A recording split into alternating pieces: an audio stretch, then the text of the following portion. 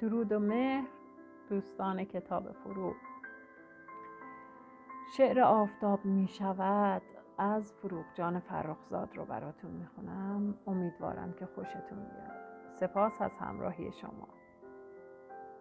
نگاه کن که غم درون سینه ام چگونه قطره قطره آب می شود، چگونه سایه سیاه سرکشم اسیر دست آفتاب می شود. شراره ای مرا به کام می کشد، مرا به اوج می برد، مرا به دام می کشد.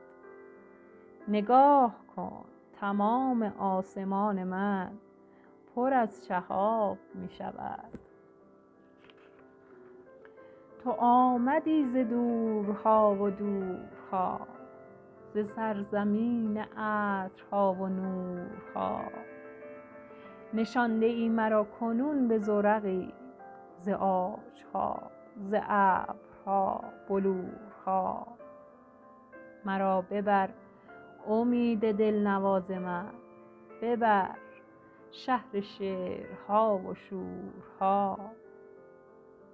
به راه پر ستاره می کشانیم، فراتر از ستاره می نشانیم.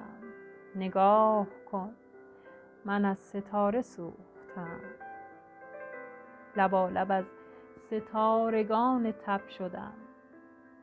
چو ماهیان سرخ رنگ ساده دل، ستاره چین برکه های شب شدم.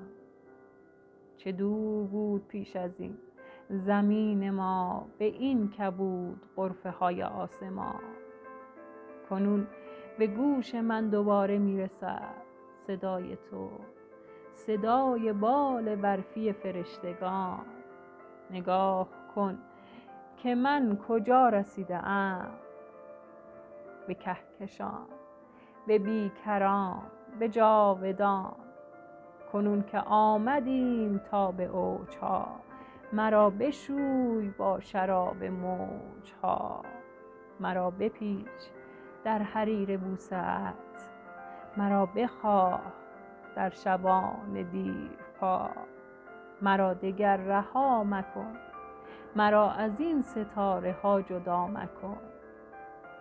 نگاه کن که موم شب به راه ما چگونه قطره قطره آب می شود.